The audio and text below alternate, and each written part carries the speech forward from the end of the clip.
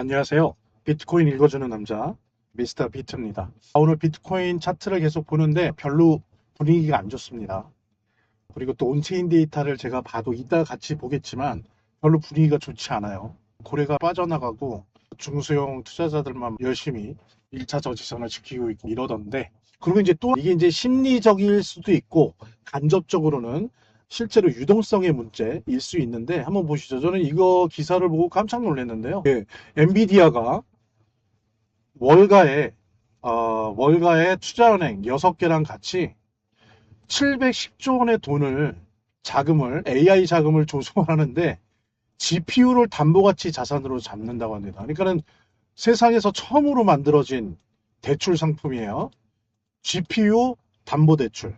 그러니까 물론 이제 사모펀드로 대출을 하는 거겠죠. 그래서 710조 원, 그러니까 5천억 달러의 엄청난 자금을 조성한다고 합니다. 이 얘기는 뭐냐면은 사실은 비트코인마저도 포함될 수 있는 가능성이 있는 그런 어떤 기술 관련 미래 향한 거의 모든 자금을 다 빨아들이겠다는 거예요. 박박 긁어서 빨아들이겠다는 거고, 이거는 사실은 심리적으로도 비트코인의 가격에 영향을 주지만 실제 유동성이라고 하는 차원에서도 이건 압박을 주는 겁니다. 여러분들도 아시잖아요. 사실은 AI가 산업화, 본격적인 산업화되면서 유동성 차원에서 자꾸 비트코인에게 갈 가능성이 있는 자본의 영역을 자꾸 빨아들입니다. 그리고 비트코인을 자꾸 후순위로 만들죠. 당장 볼 때는 그래요. 당장 지금 작년, 올해 특히 심합니다. 근데 게다가 이제는 GPU 담보 대출이라고 하는 새로운 금융을 엔비디아가 보여주네요. 이러다가 사실 HBM, 우리 하이닉스나 삼성전자처럼 HBM 메모리 요 담보 대출도 생기지 않을까요? 특히 그거 뭐죠? GHBM, HBM의 차세대 모델인데 아마 이것도 이제 곧 나온다고 하는데, 이거 뭡니까? HBM에다가 CPU, GPU 기능까지 다 탑재된 거예요. 그래서 이게 나오게 되면 사실은 몇몇 전문가들은 삼성이나 하이닉스가 그냥 아예 AI 자체를 다 먹어버릴 거다. 그래서 엔비디아가 오히려 순위가 후순위가 될 수도 있다. 뭐 그런 얘기까지 나왔는데, 어쨌든 간에 이렇게 GPU 칩 담보 대출 상품이 나오면서 비트코인한테 큰 타격이 되고 있습니다. 이러면서 이런 분위기 속에서 어떻습니까? 지금 SB 500이 장중 7,800을 돌파했어요. 최고가 경신이죠. 물론 이제 종가는 7,700대에서 마감을 하긴 했지만 좀 분위기가 이런 거예요. 그러니까는 자꾸 저쪽으로 가는 거죠. 올 가능성 있는 자금들이. 근데 이제 한편으로는 이게 당장은 아닌데 보면은 AI 버블이 점점 더 다가오는구나. 이제는 하다 안 돼서 GPU 담보대출까지 하냐? 야, 이제 올 때까지 왔구나. 뭔가 그런 느낌? 여러분들 보십시오. 아니, 얼마나 지금 시중에 돈이 없으면 더 이상 뽑아낼 게 없으면 GPU 담보 사모대출을 합니까? 예? 이것이 한편으로는 기발하고 또, 진짜 AI 산업이 또 많은 돈을 가져가겠구나라고 하는 걸 볼 수 있지만, 다른 한편의 이면이죠. 그림자죠. AI 버블이 점점점 다가오네. 그죠? 할 게 없어서 이제 GPU 담보대출까지 해. 한편으로는 그건 뭐예요? 내 주택을, 내 아파트를 담보대출 받아서 사업을 하겠다는 거니까, 버블이 점점 다가오는 거예요. 그쵸? 신용과 미래 가치로 안 되는 거예요. 이제 돈이. 그런 부분들도 우리가 볼 수 있는데, 어쨌든 이게 타격이 매우 컸다라고 하는 부분. 그래서 비트코인이 사실 작긴 하지만 휘영청거렸다라고 하는 거, 그 현실을 우리가 받아들일 수밖에 없을 것 같습니다. 어쨌든 어제 제가 예상했던 거는 그래도 9천선이나 63.7K를 뚫을 가능성이 좀 있지 않겠냐. 그죠? 그렇게 확률이 한 7대3, 6대4 된다. 이렇게 말씀드렸는데 여기 보시는 것처럼 못 들었습니다. 죄송하고요. 그래도 제가 3번 연속 맞췄는데 어제 제 판단은 사실은 막판에 고래랑 상어들이 들어가는 걸 봤기 때문에 이 정도 선은 뚫을 수 있지 않을까. 그래서 오히려 항상 우리가 문제가 됐던 2100선까지 가지 않을까 싶었는데, 제 예상과 달리 뚫지를 못하고 그 앞에서 그냥 주저앉았습니다. 두 번 정도 이렇게 공격을 했죠. 근데 두 번 다 이렇게 지고, 역시 계속 8월달 내내 1차 저지선 역할을 하고 있는 8,900까지 떨어졌다가 다시 지금 올라가고 다시 8,900을 향해서 가고 있습니다.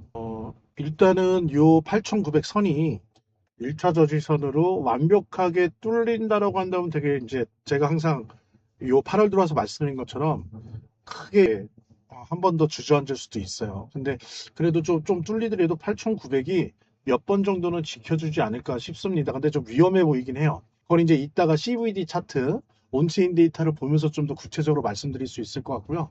지금 보면은 특히 많이 죽어 있습니다.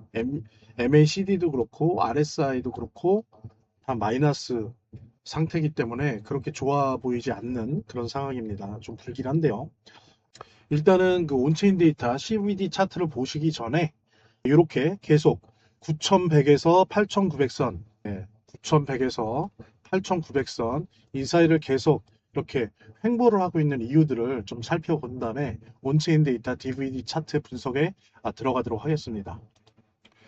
자, 구독과 좋아요, 알림 설정 항상 잊지 말아 주시고요. 좀 오늘 분위기가 안 좋았던 몇 가지 이유들, 새로운 이유들 좀 살펴보도록 하겠습니다.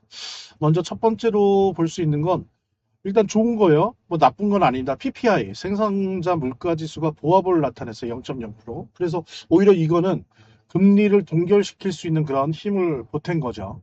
그래서 아마 보니까 금리가 동결될 것 같다라고 하는 퍼센테이지가 60%를 돌파를 했습니다. 그래서 더 높아졌죠. 예, 이런 부분들은 뭐 좀 나쁜 것 같지 않죠. 나쁘지 않은 그런 분위기고. 그 다음에 이제 하나는 또 신규 실업수당 청구가 소폭 상회했어요. 약간 올라갔다는 거죠. 그 얘기는 뭐냐면은 노동시장이 그렇게 좋지는 않다라고 하는 거예요. 그러니까는 당연히 금리 인상 가능성이 낮아지는 거죠. 오히려 금리 동결의 가능성이 또 높아지는. 뭐 비트코인한테는 뭐, 예, 괜찮은 거죠. 그죠? 그리고 이제 또 좋았던 거는 사실 좋은 게 오늘 꽤 있었어요. 또 좋은 거는 인도 브렌트유가 떨어졌어요. 한 2% 떨어졌고 WTI 텍사스 유도 2.43% 떨어졌습니다. 그래서 이렇게 지금 호르무즈 해안에 대한 리스크가 계속 지속되고 있음에도 불구하고 이렇게 유가가 드물게 좀 안정되고 있다라고 하는 건 되게 좋은 거거든요. 뭐 그러니까 생산자 물가 지수나 얼마 전에 CPI 이런 것도 그런 거지만 어쨌든 간에 그래서 좋은 분위기였지만 사실은 이런 거보다 더 큰 구조적인 압박이 있죠. 제가 뭐 몇 차례 말씀드렸지만은 미국 채권, 미국 채권 이자가 너무 높아요. 그러니까 자금이 다 일로 들어가는 거죠. 그러니까 유동성 압박이 있는 거고. 또 금조차도 반등을 했어요, 지금. 반등을 해서 요 부분도 우리 비트코인의 유동성을 압박을 하고 있습니다. 그래서 유동성 하향 압력을 받고 있다라고 하는 부분들. 자, 여기 한 가지. 우리 비트코인에게는, 당장 오늘 내일은 아니지만, 그렇다고 뭐 내년, 내후년 이렇게 장기적인 게 아니라, 올해 하반기, 8월, 9월, 10월, 11월, 요럴 때, 우리 비트코인에게 좋을 만한 소식이 하나 있어서, 제가 요거 소개 좀 드릴게요. 뭐냐면, 여러분들이 이제 엔화 저하를 막기 위해서, 지금 미국, 일본이 공동 개입을 하고 있잖아요. 그러면서 제가 소개해드렸던 게 연준의 피마라고 하는 거 제가 소개를 한 두세 차례 영상을 통해서 드렸었는데 피마가 뭐예요? 일본이 이제 미국 채권을 세계에서 제일 많이 갖고 있는 나라잖아요. 일본이 갖고 있는 미국 채권을 연준에 담보로 맡깁니다. 그러면 연준이 일본한테 달러를 주는 거죠. 그죠? 그러면 일본은 연준한테 대출받은 달러로 엔화를 사는 거죠. 그래서 엔화의 절하를 막는 건데 요는 제가 그랬었잖아요. 다카이치 총리가 계속 재정 확대 정책을 벌이고 있기 때문에 이런 것 때문에 9월에 뭐 9월 비롯해서 이후에 금리 인상을 해도 한편에서는 브레이크를 거는데 한편에서는 다카이치 총리 정부가 계속 재정을 확대해요. 이렇게 되면 어떻습니까? 한편에서는 엑셀레이터를 받고 한쪽에서는 브레이크를 밟아서 이 미국, 일본의 공조가 효과가 반감되는 거죠. 그래서 이게 잘못하면 장기화될 수 있다. 잘못하면 장기화인데 이렇게 되면 이게 뭡니까? 시중에 달러가 계속 공급되는 효과를 갖잖아요. 그래서 이게 장기화되면 될수록 우리 비트코인한테 좋다라고 설명을 드렸었는데 중요한 게 그거 말고도 또 사실은 숨겨진 목적이 있었다라고 하는 겁니다. 그건 뭐냐면 여러분들 아시는 것처럼 엔화 계속 떨어지고 있죠. 떨어져 왔죠. 우리 한국도 그랬잖아요. 그리고 이게 일본과 한국만이 아니었어요. 국내에서 자꾸 이상한 얘기들 했는데 그냥 구조적으로 그랬던 겁니다. 그래서 뭐 인도네시아니 베트남이니 이런 데도 다 절하가 됐었죠. 근데 뭐 다른 나라는 큰 영향이 없다 치는데 한국, 일본의 절하는 미국한테 영향이 크거든요. 엔화와 원화가 절하가 되면 위안화도 같이 절하가 된단 말이에요. 근데 여러분들 지금 중국이 국내 경기가 안 좋거든요. 그래서 지금 수출로 밀어내고 있어요. 밀어내고 있는데 이 상황에서 위안화가 절하된다는 건 뭡니까? 금상첨화인 거죠. 수출 잘 되니까. 그럼 이제 항고비를 넘을 수 있는 이게 계기가 된단 말이에요. 그러니까 미국 입장에서는 어때요? 위안화 절하를 내버려 두지 않아요. 위안화를 절상시키려고 한다고요. 상대적으로. 그래서 국내 경기가 부진하단 말이에요. 중국이. 거기에다가 또 플러스 알파 수출이 잘 안 되게 막아버리려고 하는 세계 동아시아 전략을 갖고 있단 말입니다. 그 속에서 위안화 절상을 시키려고 하면은 어떻게 해야 돼요? 엔화가 떨어지는 걸 막고 원화가 떨어지는 걸 막아야죠. 자, 이런 목적이 있다라고 한다면 어때요? 미일의 엔화 하락에 대한 공동 개입이 공조가 더 장기화될 것이다. 그죠? 더 장기화될 가능성이 높은 거죠. 이게 장기화되면 어떻게 됐습니까? 달러가 더 많이 풀리는 거죠. 그래서 하나의 작은 양적 완화가 될 수 있는 거예요. 작은 미니 QA 혹은 숨겨진 스텔스 QA가 될 수 있는 거예요. 그래서 이게 비트코인한테 도움이 되는 거죠. 그죠? 그래서 이 부분은 당장 오늘 내일은 아니지만 저도 올 하반기에 이런 것들이 계속 9월, 10월까지 가서 된다면 시중에 이것만으로도 수천조 정도 규모의 달러가 풀리는 겁니다. 이거는 되게 특히나 이런 자금들은 단기 자금일 확률이 되게 높기 때문에 우리 비트코인한테 되게 좋은 희소식이다라고 하는 부분 여러분들과 함께 공유합니다. 그 다음에 이제 또 하나는 오늘 이거는 이제 좀 컸던 것 같아요. 이 영향이 되게 컸던 것 같은데 오늘에 직접적으로 좀 영향을 크게 미친 거는 암호화폐 전체적으로 1억 2,200만 달러 정도의 롱 포지션이 청산이 됐습니다. 이 중에서 비트코인이 3,400만 달러. 이거는 어제에 비해서 한 1,300만 달러가 어떤 거예요? 증가한 거예요. 그러니까 청산이 더 많이 됐어요, 어제보다. 그쵸? 그러니까 하락 압력으로 작용을 할 수밖에 없었던 거고요. 요게 이제 일단은 단기적으로 왔을 때 가장 크게 비트코인의 하향, 횡보를 이끌었던 이유 중에 하나고요. 한 가지 더 안 좋은 소식을 여러분들과 함께 공유하고자 합니다. 지금 또 오늘 장기 국채 금리가 올라갔대요. 지금 얼마 전에 제가 말씀드렸죠. 19년 만에 30년물 국채 금리가 5.2%였다. 이게 19년 만이거든요. 근데 지금 보면 25년 만에 최고랍니다. 그러니까 5.2%로 올라갔어요. 이거 무섭네요, 진짜. 여러분들이 이게 10년물 지금 4.7%인데 10년물, 30년물이 이렇게 높아버리면요. 자금이 다 절로 가요. 자금이 절로 엄청나게 빨려 들어갑니다. 근데 단 주식은요. 주식은 그래도 규모가 있잖아요. 규모가 있고 또 미국 정부가 얼마나 밀어줍니까? AI 산업 섹터 관련해서는 뭐 공적 자금도 들어가고 담보대출 보증도 해주고 막 그러자니 정부가. 그렇게 하지만 비트코인은 그 정도는 아니잖아요. 규모가 작아요. 2조 달러예요. 우리 암호화폐 전체가. 그렇게 되니까 아주 그냥 직접적으로 타격을 받는 거고, 그러니까 비트코인에 올 가능성이 있는 자금도 일로 가버리고 있던 자금도 절로 가버리는 거죠. 이건 진짜 안 좋습니다. 그러니까 이거는 사실은 주식조차도 티는 크게 안 나지만 워낙 규모가 크니까요. 이게 이렇게 높지 않았으면 주식 지금 더 뛰었을 거예요. 그럼 AI 버블이 더 빨리 왔을 텐데 어쨌든 간에. 그래서 이건 대단히 안 좋은 소식이고 이거는 특히 올해 내내 이런 식의 금리가 유지된다면 올해 내내 안 좋지만 또 하나는 이런 식의 소식이 오늘 내일 단기적으로도 이거는 직접적인 영향을 미칩니다. 그래서 이 부분도 사실 오늘 내일 사이에 우리 비트코인의 가격에 영향을 미칠 안 좋은 소식이었다라고 하는 부분.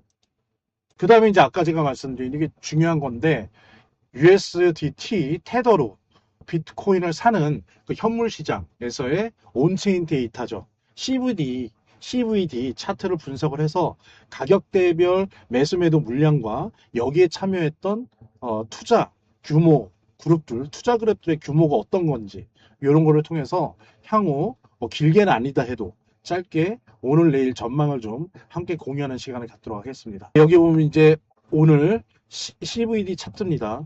지금 보면요, 우선 봐야 될 게 재미난 게 요 구간, 지금 요 구간에서 거래가 되게 많았죠. 뚝 떨어지기 전에 거래가 많았어요. 요 구간이 뭐냐면 63.8K에서 64.2K예요. 그러니까 여기가 말하자면 한 우리 하나라면 9,000대에서 9,160대 정도 되는 요 구간에서 엄청나게 거래량이 많았는데, 근데 여기 보십시오. 요게 지금 고래거든요. 요 갈색이.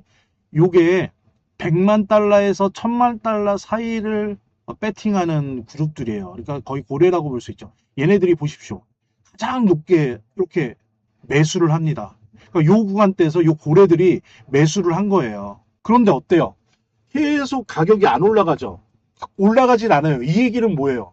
뭔가 이 구간에서 계속 매도를 치고 있는 거예요. 그죠? 그리고 계속 그 요 고래가 매수세를 유지하면서 계속 흡수하고 있고 올라가지 못하는 거죠. 그죠? 예.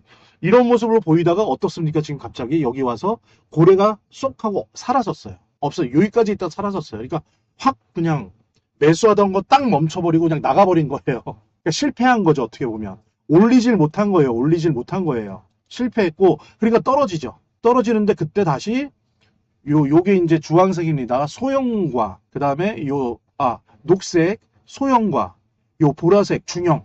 그죠? 100만 달러에서 10만 달러에서 100만 달러 주로 하는 중형과 소형 투자 그룹이 이걸 다시 살려냈어요. 그죠? 이렇게 매수세를 복귀를 시키면서 살려내서 8,900 찍고 다시 이제 올라갔는데 지금 다시 떨어지고 있죠. 그러니까 계속 지금 8,900 쪽, 63K 이쪽은 계속 도전을 뭐 8월 내내 받고 있지 않습니까? 그게 이제 어떻게 보면 지금 1차 저지선으로 역할을 하고 있는데 그러다 보니까 지금 단기적으로 봤을 때 요 가격대에서 고래들이 많이 매수했죠. 근데 실패했어요. 돌파하는 걸. 그래서 떠났어요. 시장을. 그랬을 때 요 가격대를 앞으로도 지켜볼 필요가 있습니다. 그죠? 요 9,000에서 9,100. 그다음에 달러라면 63.8K, 64.2K. 이 구간이 다시 한번 도전될 때 고래들이 이 CVT 차트를 통해서 우리가 확인할 텐데 어떤 모습을 보이느냐. 그때 던지느냐. 이 가격대에 산 것들을 그냥 던져버리느냐 아니면 더 매도세를 뚫어버리려고 더 매수를 할 거냐 이런 부분들을 보면서 나중에 요게 요 구간대의 전망을 하는데 되게 유효한 데이터로 가질 수 있는 거죠. 그래서 이런 부분들은 사실은 좀 기록해 놓고 메모해 놓는 게 좋습니다. 뭐 많이들 그렇게 하시겠지만 어쨌든 그 부분이 있고 또 하나는 계속 지금 8월 내내 여기죠 여기 8,900 8,900선 그러니까 달러로 하면 한 63.4K 정도. 예. 요 라인이 계속 1차 저지선으로 도전받고 있죠. 지금 한 번 도전받았는데 살려놨는데 지금 이 시각 계속 도전받고 있어요. 제가 볼 땐 어느 정도 뚫릴 수도 있다고 봐요. 좀 위험해요, 분위기가. 예. 그래서 뚫리더라도 뭐 진짜 더 많이 뚫릴 것 같지는 않지만 그래도 뚫릴 가능성이 꽤 있는 그래서 한두 번 공격받으면 무너질 가능성이 있는 날입니다. 그래서 오늘 내일 사이 새벽 좀 조심해야 된다. 네, 그래서 요 8월 내내 1차 지지선으로 작용했던 구간이 다소는 무너질 수 있는 가능성이 보이는 그런 상황이기 때문에 좀 보수적으로 입장을 가지시면서 좀 관망하는 게 좋겠다. 움직이지 마시고 관망하는 게 좋고요. 그 다음에 이제 이게 뚫리더라도 얼마나 뚫렸느냐를 가지고 또 내일 그 상황에서 새롭게 24시간 전망을 하는 게 좀 좋을 것 같습니다. 그래서 오늘은 좀 전망이 그렇게 뭐 아무리 소폭이더라도 그렇게 좋은 전망을 하기 힘들고요. 오히려 좀 위험한 구간이다라고 하는 거, 위험한 시간이다.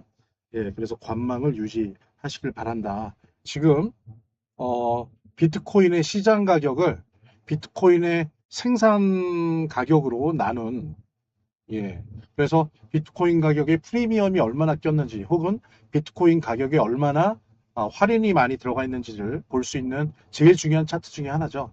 비트코인의 MVRV 차트를 지금 보는데 여기 보면 지금 보이실지 모르는데 아유 많이 내려갔습니다. 1.19까지 내려갔네요. 한동안 오랫동안 여러분 보십시오. 한동안 오랫동안 1.2대를 유지를 했거든요. 근데 오래간만에 정말 1.19까지 내려왔습니다. 이 얘기는 뭐냐면 할인이 엄청나게 꼈다는 거죠. 당연하죠. 지금 차트가 저런데 사실은 기분은 안 좋지만 이럴 때 여유 있는 분들은 표정 관리를 하시면서 분할 매수 들어가시겠죠. 정말 좋은 가격이긴 합니다. 지금 8,900선까지 가고 있는데 여유만 했으면 이럴 때 한 9월 말까지 10월 초까지는 한 두세 번 분할 매수 최소한 한두 번이라도 분할 매수 하면은 정말 그런 게 이제 돈 버는 거죠. 어쨌든 그런 상태고 지금 또 혹시 노파심에 지금 소파 금리 단기 자금 금리죠. 이게 우리 비트코인한테는 직방인데 왜냐하면 비트코인 시장은 주로 아직까지는 나중엔 변할 수 있겠지만 단기 자금들이 가장 많이 들락날락하는 자산이기 때문에 단기 자금이 되게 중요한 건데 지금 예, 잠시만요. 예, 지금 보면 3.62. 예, 아직도 높습니다. 예, 계속 3.6대를 유지하고 있는데 보통 이제 2%대나 1%대로 내려와야 비트코인이 이제 폭등을 하게 되는 건데, 그러니까 아직 시중에 단기 자금이 되게 적다. 단기 자금 유동성이 매우 부족하다. 그래서 비트코인의 기본적인 아래로부터 아주 기본 펀더멘탈의 유동성이 매우 지금 약하다라고 하는 걸 우리가 확인할 수 있습니다. 그래서 지금 별로 일단 단기 오늘 내일 어제 뭐 이렇게 2, 3일 정도 보는 전망에서도 특히 별로 좋지 않고요. 좀 중장기적으로 봐도 그렇게 좋은 상황은 아니다. 적어도 좀 더 날씨가 선선해지고 추워져야 될 것 같습니다. 9월 말 10월 초는 넘겨야 비트코인에게 좀 괜찮은 날이 올 수도 있다는 거 제가 항상 강조드리지만 그래서 제가 미리 어떻게 보면 위로를 드리는 거예요. 9월 말 10월 초 오기 전에 지금 8,900선 이거가 크게 무너지던 좀 무너진 다음에 다시 지키건 간에 이 정도가 아니라 많이 한번 주저앉을 거예요. 예, 많이 주저앉을 거기 때문에 예, 그런 부분은 미리 마음의 준비를 해 놓으시는 게 좋고 그래서 지금 현금 보유분이 충분한 분들은 기쁜 날인 거죠 앞으로. 예. 추가 매수, 예, 분할 매수 할 수 있는 그런 기간이기 때문에 어쨌든 그런 지점들을 통과하고 있다는 거 여러분들과 함께 공유하면서 지금까지 영상 긴 시간 시청해 주셔서 감사하고요. 내일 또 같은 시간에 여러분들 더 좋은 내용으로 찾아뵙도록 하겠습니다.